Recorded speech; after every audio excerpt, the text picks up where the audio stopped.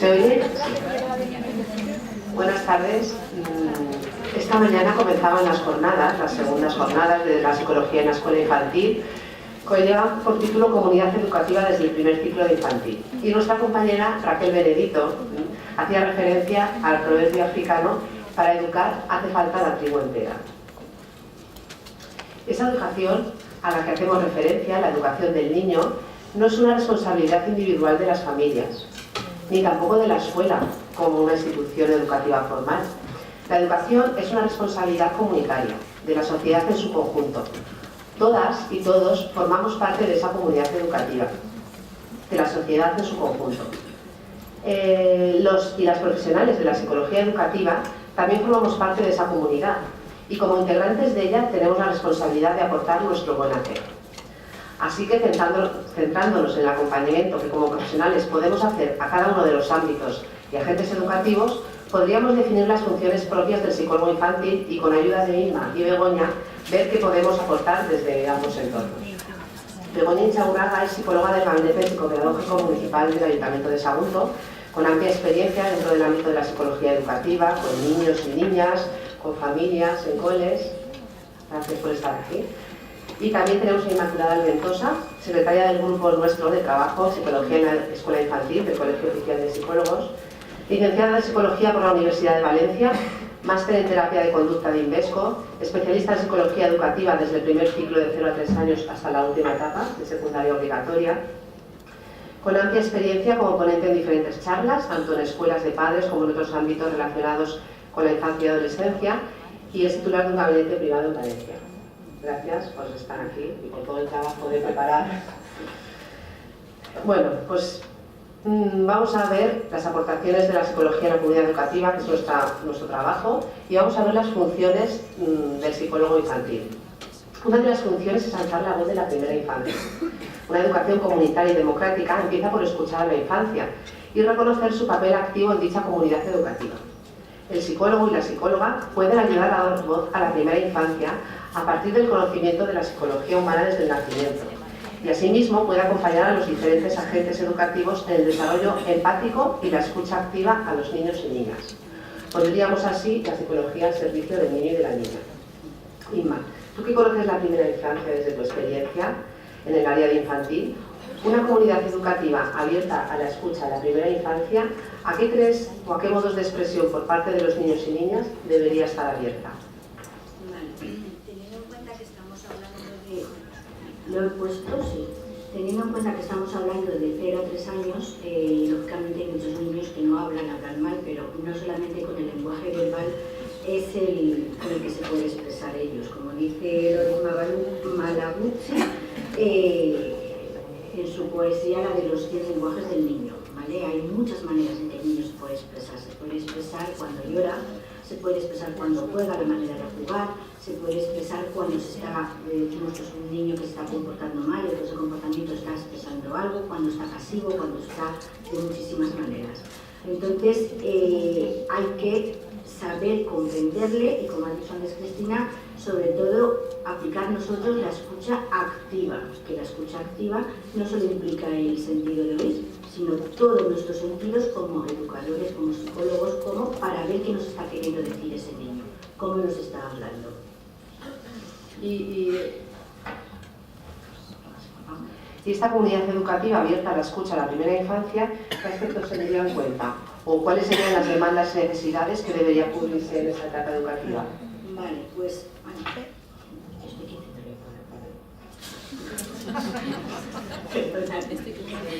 A ver, como muchas veces, yo no sé vosotras, las psicólogas, las educadoras, cuando estáis en... Pita. Sí.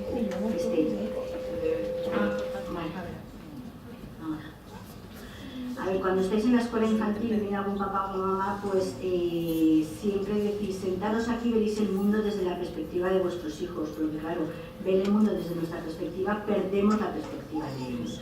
Entonces, lo que tenemos que tener en cuenta cuando aplicamos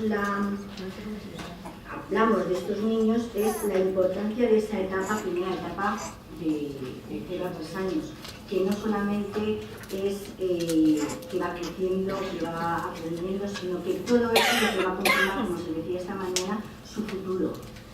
Carmen Tío ya ha comentado muchas cosas sobre esto y la verdad que creo que con lo que ella ha explicado ha estado genial. Entonces, muchas veces nosotros perdemos esa perspectiva desde nuestra posición de adulto. Entonces, lo que tenemos que ver es que el niño necesita espacios para cubrir su etapa tan fundamental que es la de 0 a 3. Desde en el primer año y medio de vida, 2 años, el niño aprende lo más complicado que para nosotros, que se nos olvida, pues aprender a hablar, aprender a andar, aprender a controlar esfínteres, todas esas cosas que van a ir conformando su desarrollo, sobre todo la parte afectiva. Todo lo que reciba por nuestra parte, todo lo que hagamos desde la escucha empática para saber cómo puede comunicarnos nosotros con ellos y ellos hacia nosotros, eso le va a conformar su futuro. Luego también tenemos que tener en cuenta todas las potencialidades, como he dicho antes, sus vulnerabilidades, que son niños que nosotros defendemos la escuela infantil, pues porque por todo lo que conlleva en su desarrollo, pero que muchas veces, como también comentaba con el niño Jordi, que muchas veces como no se mueve, no hace ruido, no hace nada, pues parece que, y al final, entonces eso es lo que tenemos que tener en cuenta en las vulnerabilidades de los niños. Y luego también desarrollar todo el niño, toda la parte motora, en principio es lo que le da esa facilidad para ir aprendiendo. Si no le damos el espacio necesario, si no le damos los materiales necesarios, si no le damos esa facilidad, él se queda, lógicamente se va quedando cohibido y no desarrolla lo que necesita desarrollar. Luego a nivel sensorial lo mismo, si él no manipula, si él no percibe, si él no, tampoco puede desarrollar. Y luego ya la parte sociales y cognitivas, lo mismo, o sea, tenemos que abrirle todos nuestros espacios y todas las donde él se va a desenvolver para poder desarrollarse en su plenitud.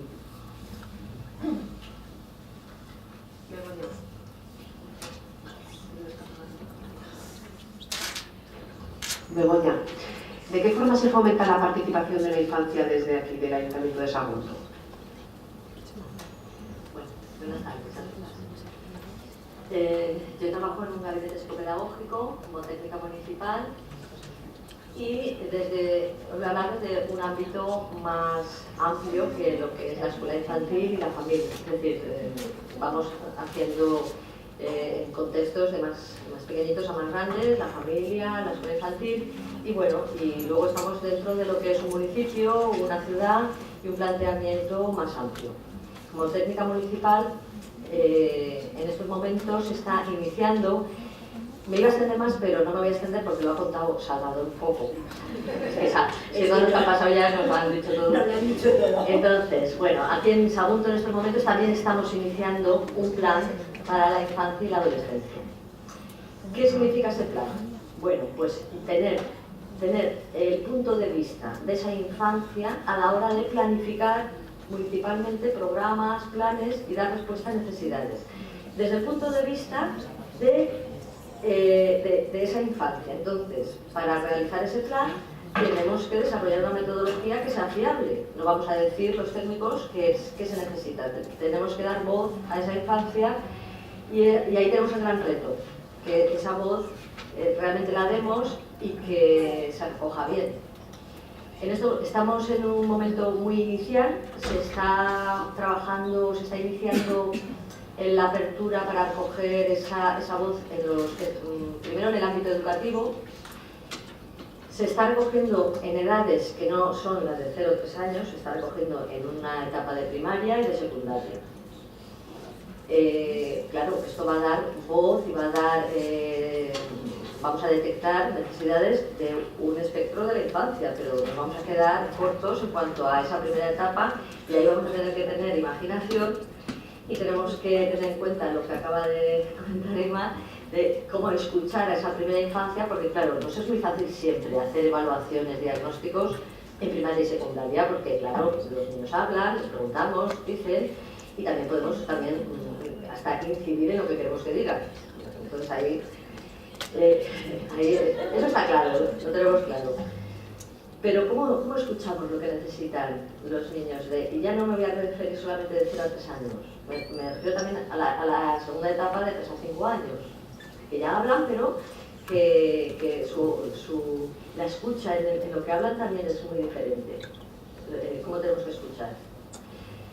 Entonces, bueno, estamos en ese reto. Tenemos que inventar y tenemos que ser creativos los técnicos a la hora de planificar cómo hacemos ese diagnóstico y cómo recogemos ese sentir y esas necesidades de esa primera etapa.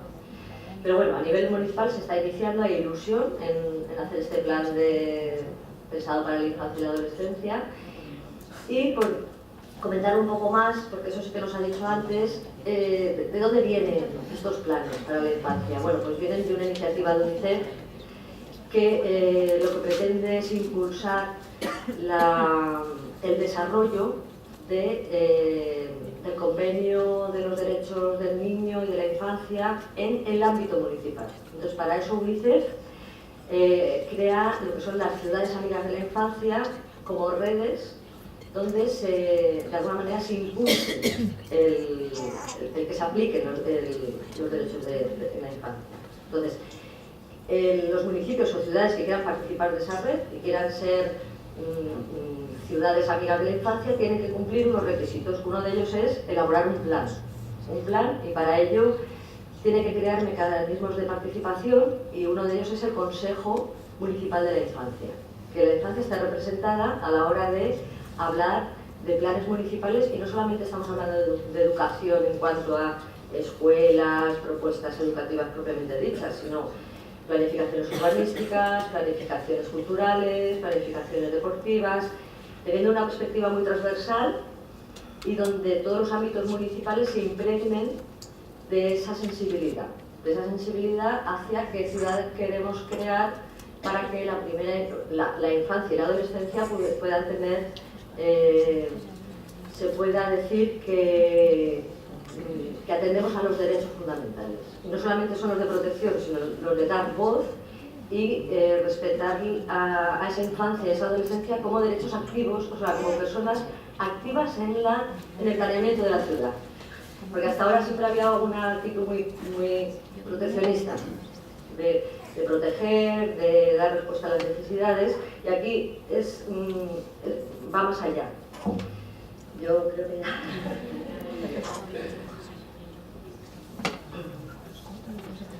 Pasaríamos pues a explicar la segunda función del psicólogo infantil, que sería avivar en las familias su sentimiento de pertenencia y su papel crucial dentro de la comunidad educativa, acompañándola en este proceso. Escuchar y dar respuesta a sus necesidades, así como aprender de su diversidad y de la particularidad propia de cada realidad, ¿no? Tal y como nos ha contado Carmen Río esta mañana, nos ha resaltado la importancia y mucho de la familia. Isma, la familia tiene un papel importante. ¿Cuál es la principal aportación dentro de la comunidad educativa? A ver, como muy bien explicado esta mañana Carmen, es donde se establecen los primeros vínculos. La familia es lo fundamental, es el núcleo.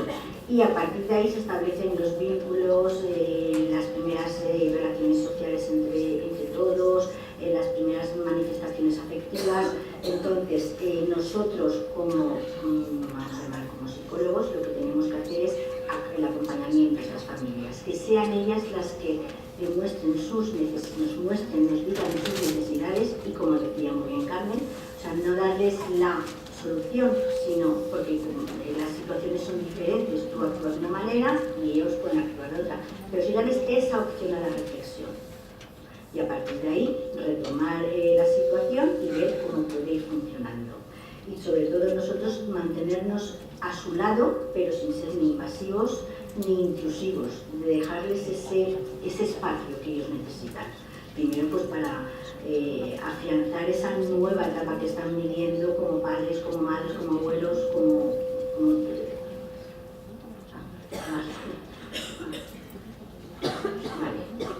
y a partir de ahí pues ya vamos siguiéndoles siempre y cuando ellos vean que necesitan nuestra actuación.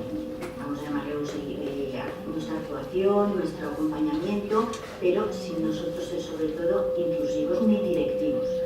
Ellos ponen una situación y nosotros podemos plantearle las posibles alternativas, pero no darles lo que nosotros consideramos lo que se tendría que hacer. Y desde el gabinete municipal, ¿cómo podéis fomentar la participación de las familias?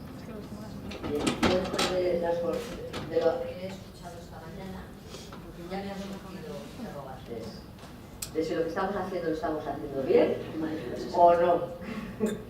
Vale, entonces, yo pienso que estos foros tienen que servir para que nos preguntemos, para replantearnos, para no reafirmarnos, sino cuestionarnos si realmente lo que estamos haciendo se tiene que hacer así o no. Y por ejemplo, una de las cosas que ya tengo muy claras que la tenemos que replantear es el título de la escuela para padres y madres.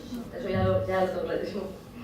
Bueno, aparte de esto, nosotros desde el gabinete, desde hace ya muchos años, comenzamos una escuela para padres y madres y hemos probado muchas modalidades, hemos experimentado muchas formas, desde plantearla desde los centros educativos, dando participación a los centros. Hicimos una experiencia donde los temas y los temas a tratar en esa escuela, que podían ser tipos de taller que continuaran o charlas concretas y tal, salieran de las necesidades de los ciclos, o sea, que las tutorías también pudieran participar, es decir, qué temas les interesaban, pues pensando que a los padres les podía interesar por lo que pudieran escuchar a los padres y a las madres, pasando a las AMPAs, a las asociaciones de cada centro, también un listado de temas y apertura para que pudieran poner lo que quisieran, porque todo esto se programaba de un año para otro.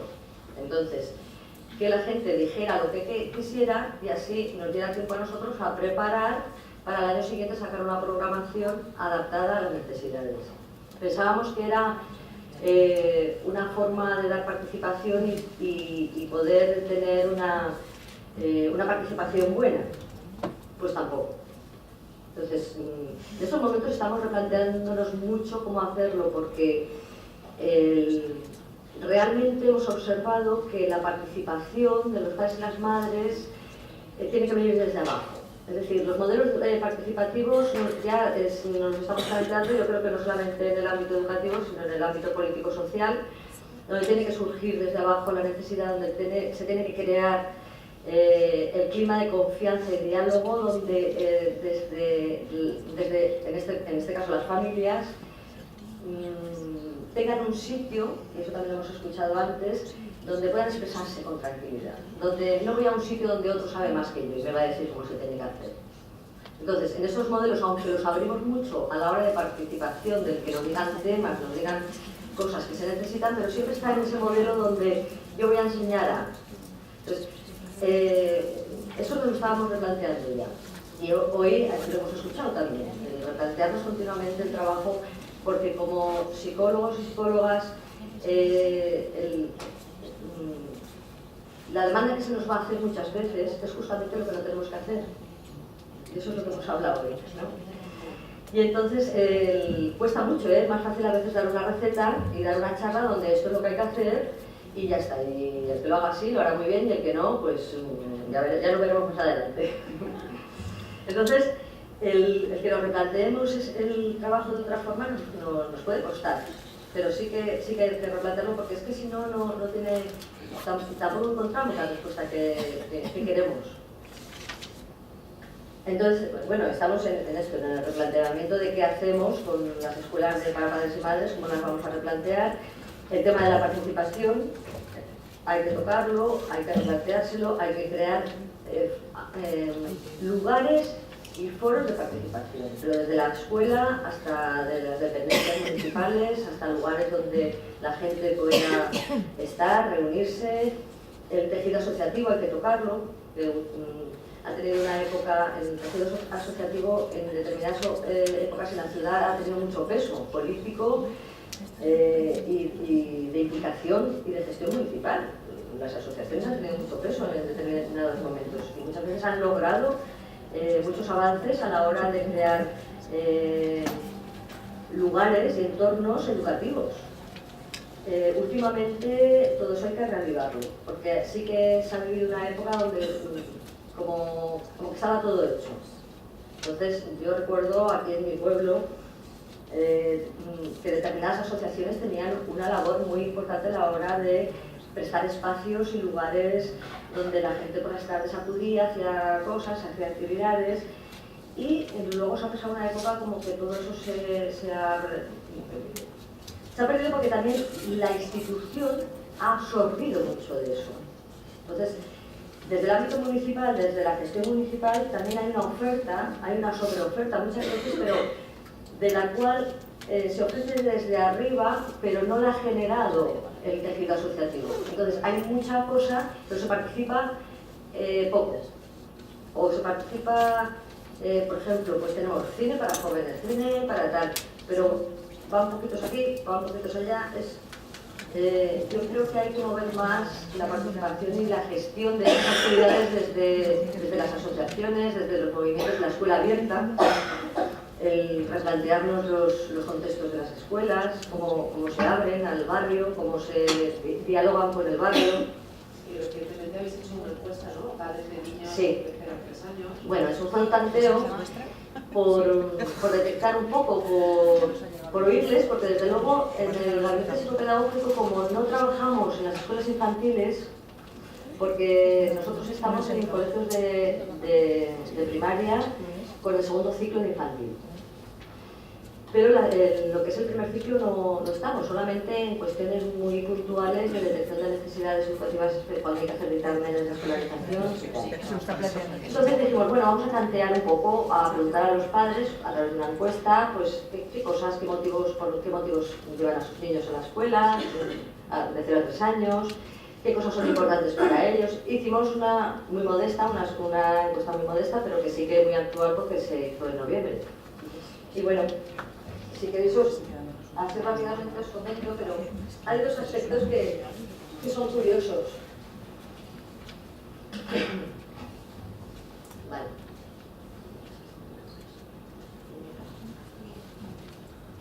Bueno, participaron 8 centros de educación infantil, 5 de los cuales eran concertados, 2 privados y un centro público. La muestra costó, bueno, estaba compuesta por 217 encuestas.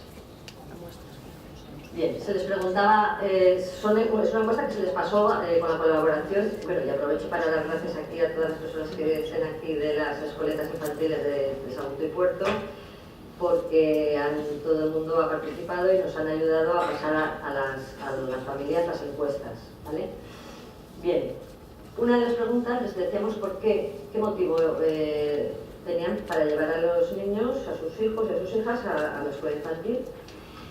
Y el principal motivo, les planteábamos 4 sobre todo. Uno era que estén con otros niños, otros eran laborales, por otros temas familiares o porque vean cosas nuevas y aprendan cosas nuevas. Ya podéis ver en las barras que claramente es porque están con otros niños, es decir, la socialización, el que los niños se encuentren con otros niños.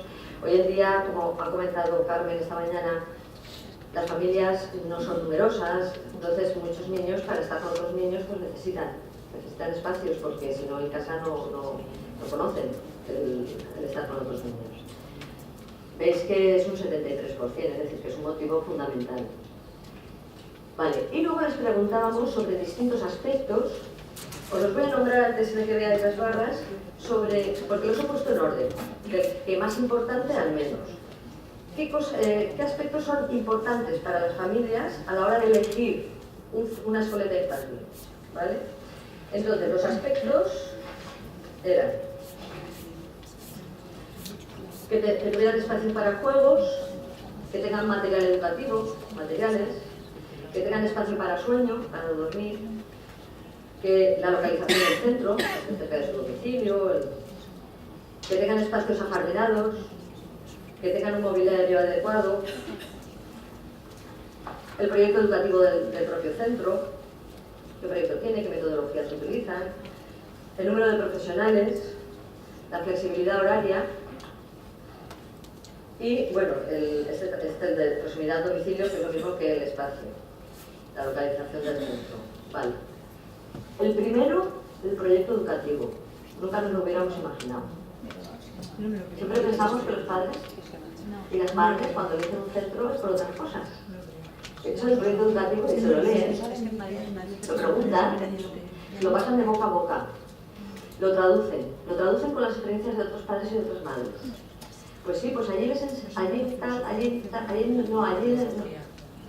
se van pasando la información, pero el proyecto educativo es importante. Otra cosa es que no participen en la elaboración del mismo, otra cosa es que lo desconozcan porque no se explica de forma suficiente, pero es importante. Tenemos un 94%, un 94,9% que lo consideran muy importante. Es el aspecto que más cargado está de porcentajes, porque si lo veis, el segundo, 93,1%, es el número de profesionales. Pues también les importa. Ahí entramos en el tema económico. Que la escoleta tenga los profesionales que tiene que tener, adecuados. Para eso también está la relación de la ratio con el profesional. Vale. El espacio para juegos, en tercer lugar. No estamos hablando de espacios ajardinados, ese es otro ítem. Es decir, el juego es importante para las familias, lo están diciendo también. El material educativo que tenga, 85, el espacio para el sueño, que los niños que necesitan dormir, que tengan un espacio adecuado, la flexibilidad horaria, por el tema laboral, que veíamos que estaban en segundo lugar, la localización del centro, por la cercanía al domicilio, 70%. Es decir, no estamos, si podéis ver, no hemos comparado unos con otros, sino simplemente el porcentaje de importancia que le dan. Entonces, pues ante un 90 o un 70, pues la localización es menos importante que el número de profesionales, por ejemplo, para elegir centro. El espacio con jardín es muy importante, 64, pero por debajo de, vamos hacia abajo, es decir, por debajo de los anteriores. El mobiliario, un 50% lo considera muy importante, pero no es fundamental. La proximidad al domicilio, lo mismo. Es decir, que aquí que están diciendo que la localización es importante, pero la localización no significa que esté próxima al domicilio. Entonces, ahí tendríamos que analizar, yo ahora me gustaría ahondar en esta encuesta, porque entonces, si no es la proximidad al domicilio lo que hace que unos padres elijan un centro, ¿qué es? Y están hablando de localización, accesibilidad andando, que esté cerca de un parque, que cuando salgan puedan ir un ratito al parque de la... Es decir, estamos hablando de otras cosas, no solamente que esté cerca de casa. Las enseñanzas de idiomas y de música las consideran importantes, pero no son las más cargadas de importancia. Esto es la supermoda. Vale. El nivel de sociocultural de otros padres y madres. Bueno, lo consideran importante, lo veis que no es algo que sea fundamental ni determinante a la hora de escoger una escuela. En cambio, la diversidad cultural sí que la consideran positiva. El 84% dice que es importante que haya diversidad. Vale. Luego entramos en otro aspecto que dice cuál es el principal objetivo, ¿no?, que debería de conseguir vuestros hijos en esta etapa, ¿no?, de la primera, de 0 a 3 años. Bueno, y aquí les ofrecemos varias áreas. Les pusimos varias áreas y ellos iban diciendo, todo lo consideran importante realmente.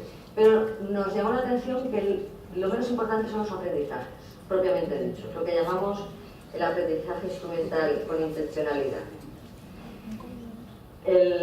Las principales las pueden considerar más importante, pero eso tiene que ver con lo primero, que es la convivencia, es decir, estar con otros niños, aprender a convivir, lo que es la socialización, el desarrollo psicomotriz, el desarrollo emocional, los sentimientos, el tema de la salud, el tema de la autonomía y luego el lenguaje y el conocimiento de sí mismo. Todas son importantes porque todas las valoran, las cargan mucho, es decir, pero para los padres, para las familias, todo es importante, pero sí que el tema de los aprendizajes se queda relegado. Y vemos, claro, es que estamos en la primera etapa, sí, pero cuidado, que la segunda etapa sea primarizado. Es decir, hay mucha tendencia a simbiotizarse con la etapa siguiente, ¿vale? Y nos olvidamos de esas etapas previas. Cuando yo empecé en el gabinete psicopedagógico, entonces eran épocas de renovación pedagógica, eran de movimientos de metodologías, de Montessori, de tal, y se hacía mucho hincapié en los aprendizajes previos, no como aprendizaje, sino como desarrollo individual de las áreas previas a cualquier aprendizaje. Era lo que llamábamos potenciar la madurez del niño para que cuando llegaran los aprendizajes, esos que llegaban en primaria, con 6 años se iniciaba la lectoescritura. Se llegaba con mucha madurez, se llegaba con todas las áreas, la percepción, la psicomotricidad, la cognición, la autonomía, se llegaba con un nivel que enseguida aprendían. También se puede aprender antes, es decir, el propósito se puede hacer, o sea, se puede tener el propósito antes o después, pero lo que no se pueden provocar son necesidades cuando no las hay, especiales. Es decir, un niño que no aprende con 4 años a leer no tiene necesidades educativas especiales. Cuidado. ¿Por qué? Porque se nos está demandando que lo diagnostiquemos como tal. Entonces ahí tenemos una divergencia, estoy hablando ya del segundo ciclo, ¿eh? Y tenemos que tener cuidado porque eso puede contaminar al primer ciclo, porque es como que vamos acelerando, entonces las exigencias van marcando angustia, y angustia en el profesional, porque de alguna manera me están evaluando mi trabajo y si no consigo este objetivo, de alguna manera es como que yo soy la que no se me cuestiona. Entonces ahí nos estresamos los profesionales, estresamos a los niños, estresamos a las familias, porque claro, no ha terminado la ficha. Entonces, claro, ya este niño, pues los padres le dicen, tu hijo ya tengo problema que no termina la ficha ningún día. Entonces, ahí es donde tenemos que tener mucho cuidado, porque no estamos hablando de una etapa de aprendizaje, de enseñanza. Si diferenciamos lo que es la enseñanza de la educación. Bueno, me he ido por otro lado. Vale, la participación.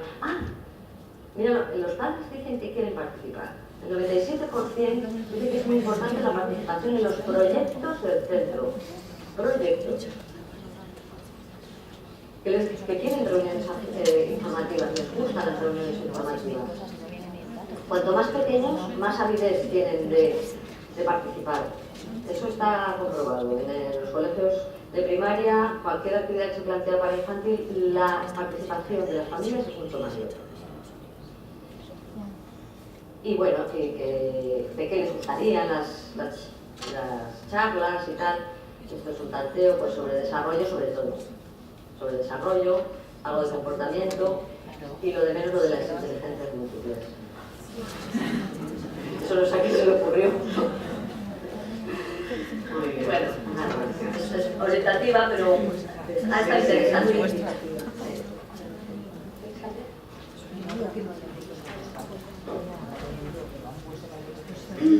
Bueno, pasamos a la tercera función del psicólogo infantil.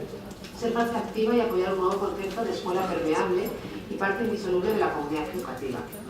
En este sentido es importante la función de coordinación del psicólogo y de la psicóloga interaccionando con la escuela, ¿no? Con otras entidades de fuera de la escuela, como la atención sanitaria, la atención social. Asimismo, forma parte de la misión de renovación pedagógica, transmitiendo desde su campo de conocimiento las nuevas necesidades sociales y educativas para su concreción e innovaciones pedagógicas. El niño tiene una necesidad, una dimensión social que tiene que ser saciada, y su entorno lo ha de vivir como algo propio, ya que para su desarrollo es muy importante.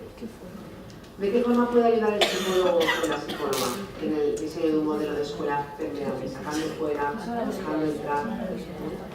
Pues en primer lugar, formando parte del equipo educativo, en el cual están las educadoras, las maestras, el equipo directivo, los psicólogos, dando nuestro punto de vista a los desarrollos que van teniendo las etapas evolutivas, por decirlo más concretamente. Luego también a la hora de darle importancia, ya que como ha dicho antes Begoña, Y también Carmen Teodoro ha hecho mucho hincapié que en esta etapa es muy importante el juego. El niño cuando se aburre, me parece entender a mí, bueno, el juego es libre, él lo dedica utilizando a lo que realmente necesita.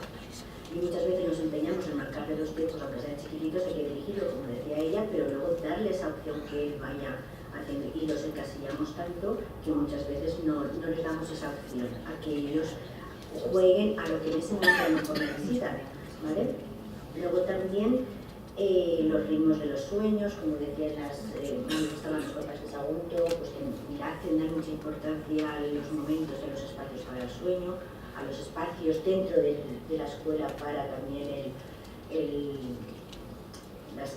los juegos, los rincones, y luego también el acompañamiento de las familias, como ya hemos dicho antes, cuando las familias nos requieren y siempre dándoles esa opción de participar con nosotros desde dentro y desde fuera, ¿vale? Y luego también, lógicamente, la coordinación con todo el entorno social de la comunidad educativa, de la ciudad educadora, del entorno nuestro donde nos desenvolvemos nosotros y los niños, como son los servicios sociales, cuando vemos situaciones un poco pues que vengan a lo mejor a la escuela, también cuando no tenemos centros de atención temprana o cualquier otro tipo de servicio que pueda ayudarnos a nosotros para que el desarrollo del niño sea lo más favorable y todo el entorno se desarrolle como persona integral. Muy bien. Begoña, ¿y tú nos puedes contar alguna experiencia que haya llevado a cabo aquí en el Ayuntamiento de Sagunto? Pues en estos momentos me ocurre comentar que cuando está incipiente hay una escuela que está iniciando un proceso de formación para ver de qué se trata lo de las comunidades de aprendizaje. Entonces, habréis oído hablar, se han puesto muy de moda, se están potenciando mucho también desde el CECIDE de Valencia, en formación para los profesorados, se están ofertando formación sobre este tipo de metodologías, sobre este tipo de experiencias, y entonces hay centros que están acogiéndose a ellos. Y en este caso en Sagunto hay un centro, que es el Colegio de Baladre, y ha iniciado un proceso de formación. Para pertenecer a las comunidades de aprendizaje, pues primero es que tienen que pasar un proceso de formación que es largo, donde la formación implica a toda la comunidad educativa, no solamente a profesorado, y se inicia a nivel de claustro, pero luego se abre al barrio y implica un nuevo concepto de lo que es el aprendizaje, sobre todo porque se abre a la comunidad. Entonces, comunidad de aprendizaje. De la comunidad, en el aprendizaje van a participar todos los agentes, también desde el exterior, con voluntariado, con red social del barrio. Y bueno, se está iniciando. Han tenido, me parece que 2 sesiones de formación, pero yo creo que lo más importante de esta historia es el tener siempre ganas de aprender cosas nuevas, el tener ilusión por pensar que las cosas se pueden hacer de otra manera, para no caer en esa sensación de que, bueno, da igual lo que hagamos, ese quemazón profesional que muchas veces, sobre todo cuando entramos en escuelas que están situadas o localizadas en sitios donde es difícil alcanzar los objetivos que nos hemos planteado, ¿vale? Plantearnos esos objetivos o plantearnos de otra manera la acción educativa, por lo menos no perder la ilusión, ¿no? Entonces, está bonito que desde luego desde el interés de la propia escuela salga la iniciativa. ¿Qué hacemos como técnicos, como gabinete psicopedagógico? ¿Qué hacemos los psicólogos, las psicólogas en esta historia?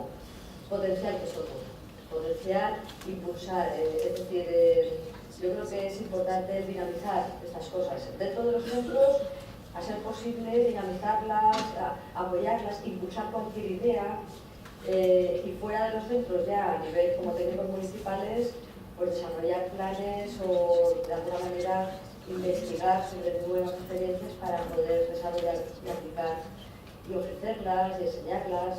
Yo creo que como mediadores en ese aspecto es importante.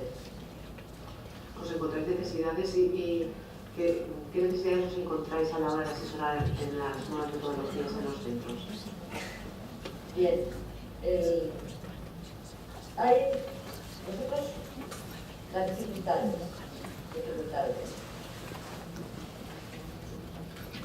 Nuestro papel muchas veces sentimos que desde los centros se nos demanda una acción que realmente lo que pretende es rebajar la angustia del profesional. Sí, voy a poner un ejemplo. Es decir, cuando desde los centros, yo trabajo más en primaria o trabajo más en primaria y en el segundo ciclo, pero me parece que se puede extrapolar. En el ciclo a otro nivel lo podré extrapolar. Cuando planteamos metodologías, proyectos muy estructurados y con unos contenidos muy rígidos o con unos programas muy cerrados, con unos materiales que nos condicionan, libros de que acabar y que ha costado mucho dinero, cuidado, que como no lo acabamos nos matan. Claro, la verdad es nada, Entonces, de alguna forma, eso implica una acción educativa que muchas veces por el propio profesional, la profesora, el profesor, se angustia y esa angustia se traspasa porque se expresa y entonces ese estrés se transmite a los niños, se transmite a los padres y muchas veces la demanda hacia nosotros es rebajar ese estrés. Es decir, este niño tiene algún problema porque no me alcanza este objetivo.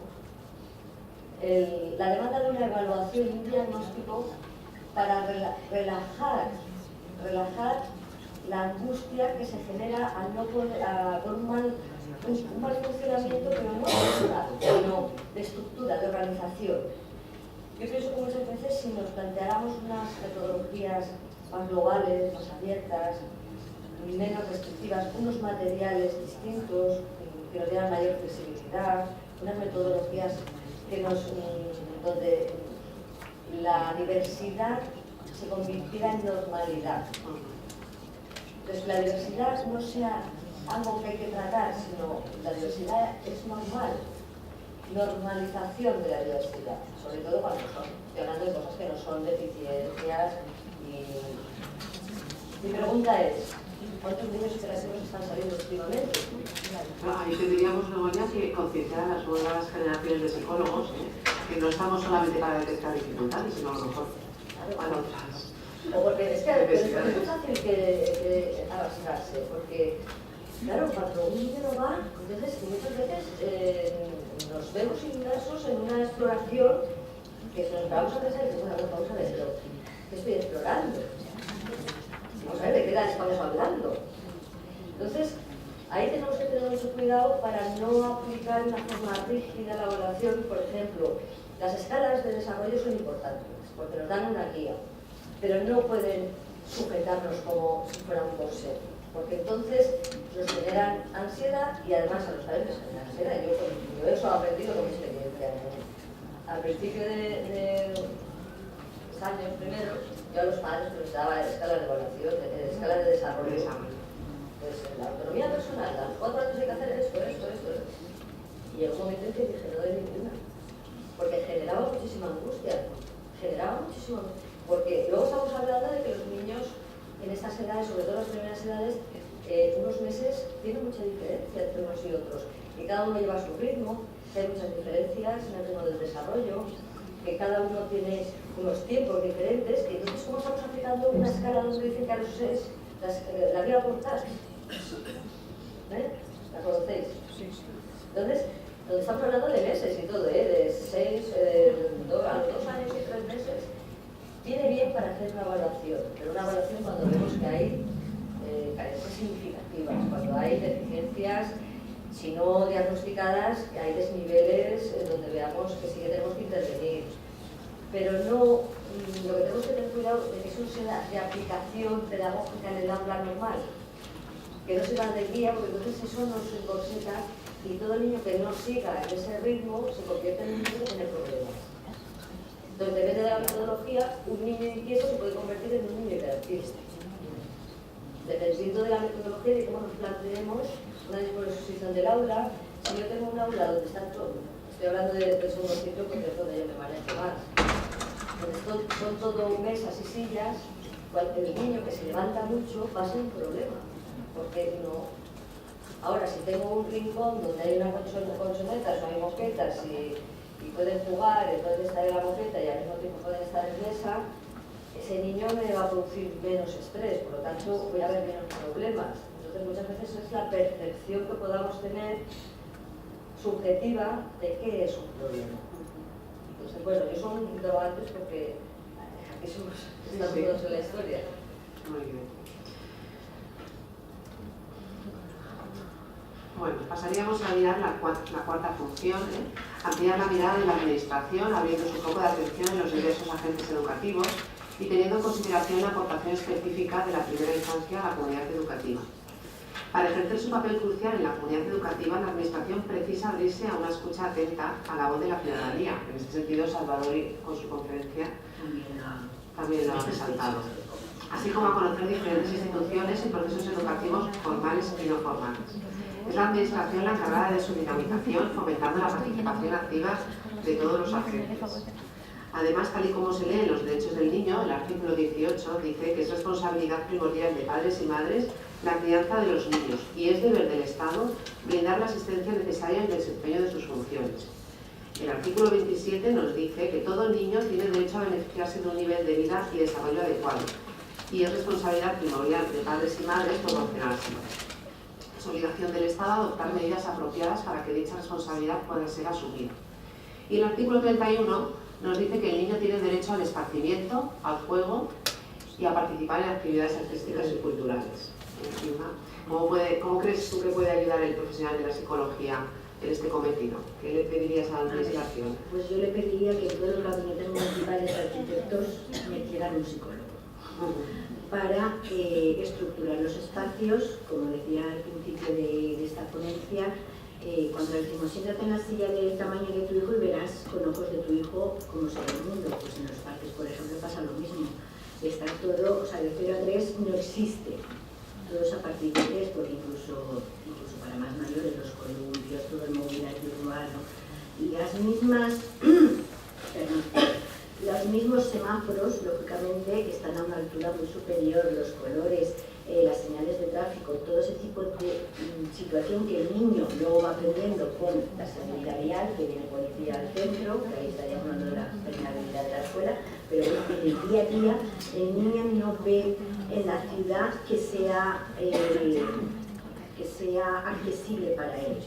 Lo mismo que ahora también se están implantando, por ejemplo, en muchos municipios, lo de las rutas seguras al cole, pues que vas viendo por unos caminos determinados, y a lo mejor aparte de que vayas con voluntarios que pueden acceder a formar grupos en determinados sitios, pues que el frutero por el que pasas, el panadero por el que pasas, que él sienta que todas esas situaciones son favorecedoras para él.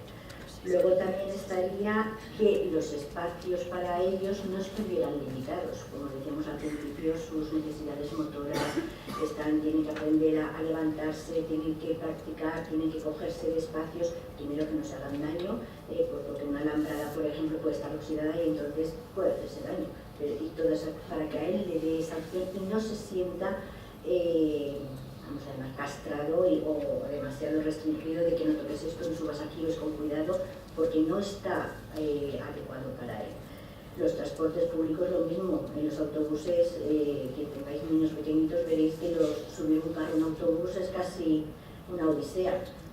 Entonces un poco que se adecuen, ya se están adecuando para sillas de ruedas, pero una vez que estás dentro del autobús, lo mismo, el carro se te puede ir a la otra parte como freno un poco más en el autobús de conductor.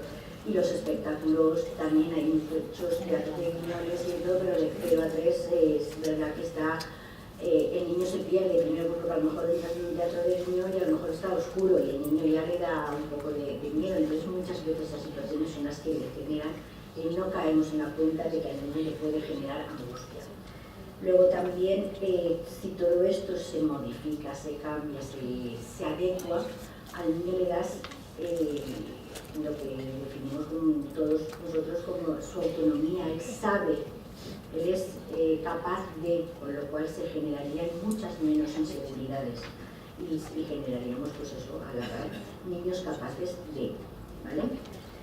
Que haya menos ruido, eso que implicaría en las calles, pues que a lo mejor circularán menos coches a nivel particular, pero como las ciudades están hechas hoy en día prácticamente para los coches, pues ahora ya se van haciendo carriles críticas, los de este tipo pero incluso para los más chiquititos eso se tiene un poco olvidado. Y luego, pues que sobre todo que ellos, que piensen esos espacios, pero luego también comentará Begoña, que piensen los niños más chiquititos para que se sientan bien y puedan disfrutar, igual que disfrutan los que son un poco más mayores que ellos. Desde el Gabinete de Salud, ¿vosotros cuál es vuestro papel?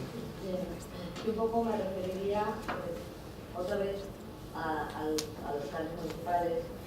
Y en este caso es que lo veo muy importante incidir y más porque se está empezando a gestionar aquí en este sitio el plan para la infancia y la adolescencia. Se ha propuesto un poco, pero se trata de eso, se trata de forma transversal en todas las áreas municipales a la hora de pensar cualquier cosa, ponerle siempre la mirada de la infancia. Entonces, como cualquier plan transversal, ¿qué impacto tiene cualquier plan que se genere desde cualquier área municipal en la infancia? Siempre se tenga esa baja puesta, ¿no? Esa mirada. Entonces, claro, ahí hablamos de urbanismo, ahí hablamos de cualquier área municipal. Desde la planificación de las fiestas, cuando llega la época de fiestas en el pueblo, hasta la planificación de cualquier evento de fiestas, de urbanización, de remodelación de plazas. En estos momentos, no es cuando la gente habla aquí, pues está remodelando mucho, porque como van a haber elecciones, está remodelando mucho. Podríamos hacer un estudio de cómo se está remodelando. Entonces, falta tanto por hacer. Falta tanto por hacer. Sabes que ahora el modelo de la más sencillo, tener los ojos antes y después. Porque, ¿cómo miramos? O sea, ¿desde qué punto se actúa a nivel de la gestión? Claro, si desde el punto de vista del diseño es uno, pero el diseño en función de las necesidades de quién. Entonces, o a nivel de la perspectiva de los técnicos municipales en sí que estamos, como decía Salvador, para, de alguna manera, incidir en la medida que podamos en la política municipal y en la gestión municipal de cada uno de los planes de lo que se haga en cualquier área. Entonces, aquí estaría un poco por el tema de cómo la administración incide, ¿no? en la vida no solamente de la infancia, sino de cualquier ámbito de edad, pero en este caso de la infancia y de la primera infancia, claro, esta es la más olvidada, que es claro, ahora se va a constituir el consejo, porque claro, para el plan de la infancia se tiene que constituir el consejo de la infancia. Entonces, representación de los niños y de las niñas y adolescentes para que se reúnan con todos los ámbitos municipales para decir lo que quieren. De 0 a 5 años no, de nadie. No van a tener representación. Ahí está la creatividad de qué podemos hacer. Bueno, pues son foros donde hay que pensar, a ver si nos ocurre. Muy bien. Otra de las funciones del psicólogo educativo y de la primera infancia es ayudar a crear un entorno de calidez y afecto, en el que pueda desenvolverse la comunidad educativa de forma confortable y confiable. Las personas construimos espacios, los espacios nos construyen como personas y tal como dice Miguel Ángel Santos Guerra, el espacio es el útero en el que nos formamos. Hay espacios físicos y espacios psicológicos, afectivo, el espacio social, el estético, el espacio vital. La psicología puede ofrecer importantes aportaciones en la creación de estos espacios psicológicos, generando ambientes seguros, tranquilos, cómodos, silenciosos y también ambientes sociales diversos, espacios para respetar y compartir, donde el contacto con otras personas sea una fuente de crecimiento. Begoña, es muy importante hablar de esta conciencia social, de crear un entorno afectivo y un aprendizaje significativo y fomentar la participación de la comunidad. ¿Qué nos puedes decir de tu experiencia en el gabinete municipal? ¿Hacia dónde hemos de mirar? ¿Desde aquí hacia dónde? Yo pienso que yo lo definiría todo en no perder el tiempo. Porque con el tiempo, es decir, no perder la ilusión y ser capaces de tener una mirada creativa ante cualquier... Es decir, palabras claves para mí es creatividad, ilusión, sentido del humor, y a través, entonces, es desde ese lugar el poder ser apoyos técnicos, pero apoyos también emocionales, mediadores, la comunidad educativa con el resto de agentes educativos, no solamente con las familias, con los profesionales, tranquilizando, escuchando, reflexionando, sobre todo no caer en el tema es decir, las recetas, lo que es el discurso de esto es lo que hay que hacer, porque con la práctica educativa te das cuenta que no es significativo. Que alguien te diga lo que hay que hacer no es significativo. Lo que sí, además no estamos viendo los niños, es la verdad que es significativo. El que uno vive, el que uno siente, el que uno va construyendo. Con el rasguño, ¿no? Con el rasguño es como se aprende, entonces, y dejando que surja la creatividad. Entonces, ahí la figura del psicólogo tiene mucho que hacer, porque tiene que impulsar eso. Tiene que impulsar eso y tiene que servir de catalizador muchas veces cuando surgen los conflictos, cuando surge el estrés, cuando surge la angustia, ¿no? Y dar salida a eso de una forma creativa. Sí, y como ejemplo de esa conciencia social y de la participación ciudadana, que es fundamental, son estas jornadas, ¿no? Prueba de ello. Y no solo desde la teoría. Esa toma de conciencia es posible a través de la práctica, como vamos a ver ahora en las experiencias de las escuelas infantiles, Patufés, Ninots, El Trenet y Principio Valiente. Y bueno, no sé qué más os puedo decir, os he puesto una diapositiva del Principito para que todas las personas que sepamos hemos sido niños, aunque algunas no lo recuerdan, y muchas gracias por vuestra atención.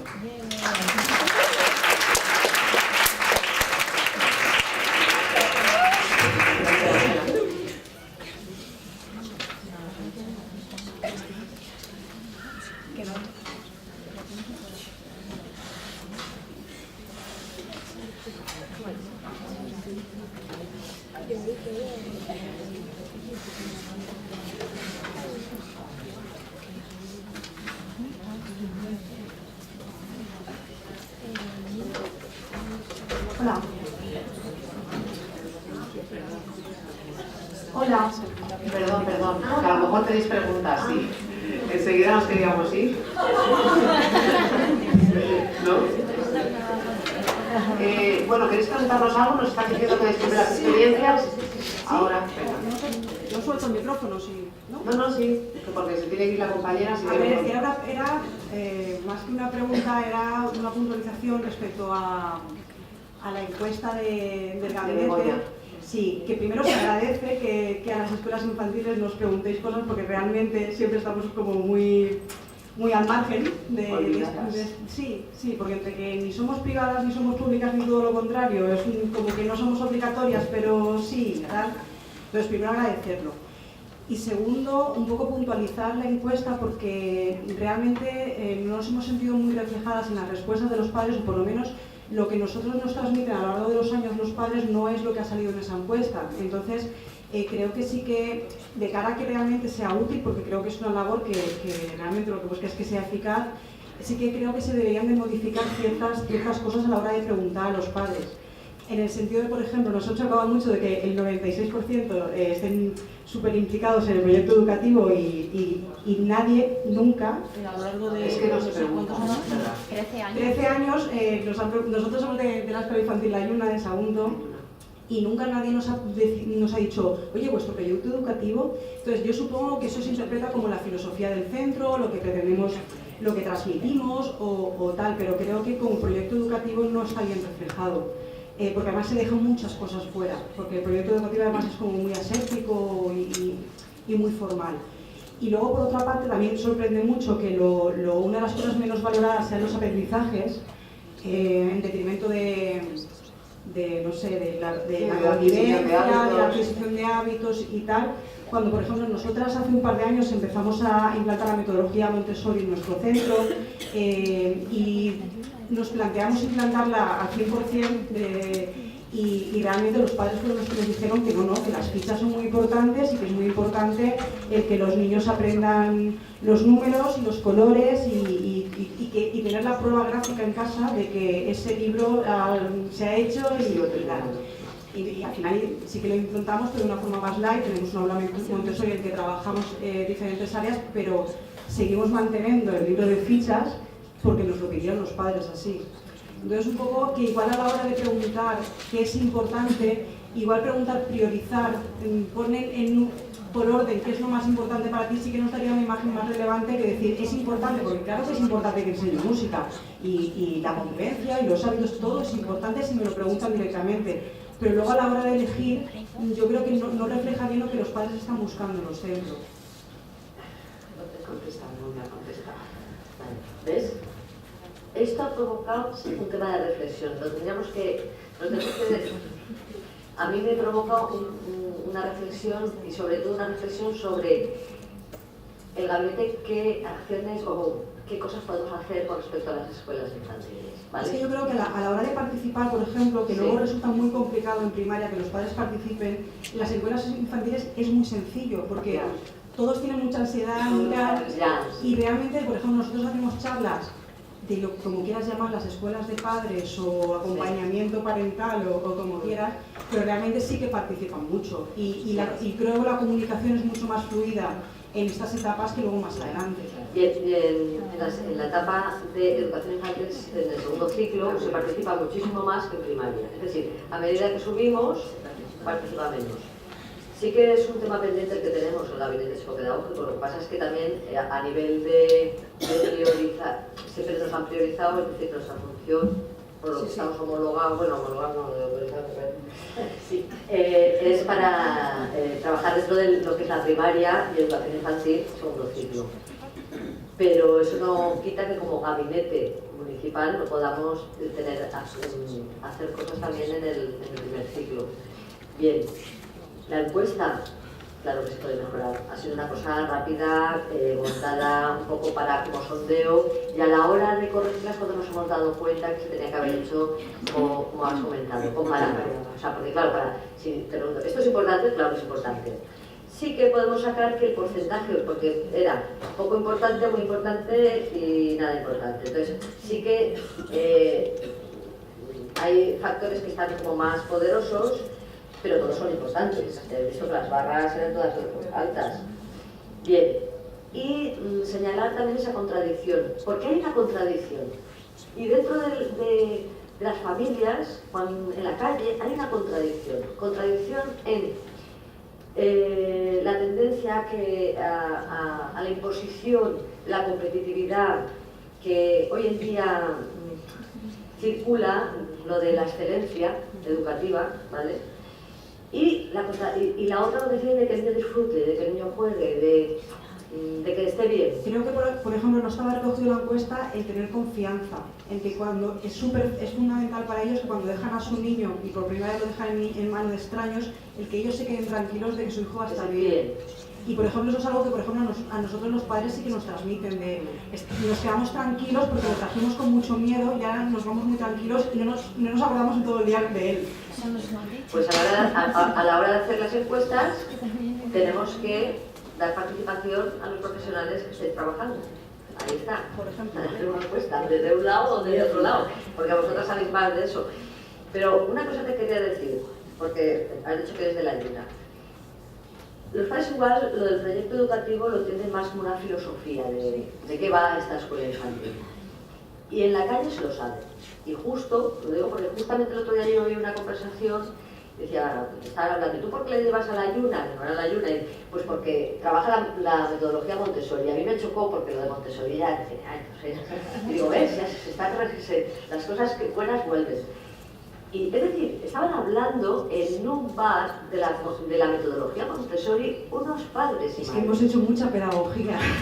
No, te lo digo porque había un debate en la mesa porque otros habían elegido otra escoleta y con otro estilo, ¿vale? Entonces, pero entre ellos sí que estaban hablando del estilo educativo. Por lo tanto, no son tan desconocedores, aunque no te pidan, oye, dame el proyecto educativo, pero entre ellos sí que la gente joven ya empieza a querer saber, ¿no? De qué va cada centro, de qué filosofía educativa tiene. Y yo creo que eso es interesante. Bueno, se agradece también Gracias esa por la parte de aportación. información. Sí. Gracias.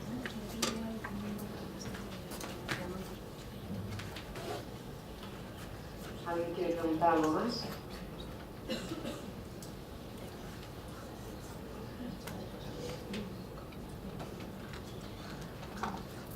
También nos faltan aquí, yo creo que padres y madres, ¿no? Para que ellos también tienen que cambiar, lo pensamos, porque realmente, por lo que comenté detrás también, son ellos los que realmente exigen que hagan fichas y que aprendan.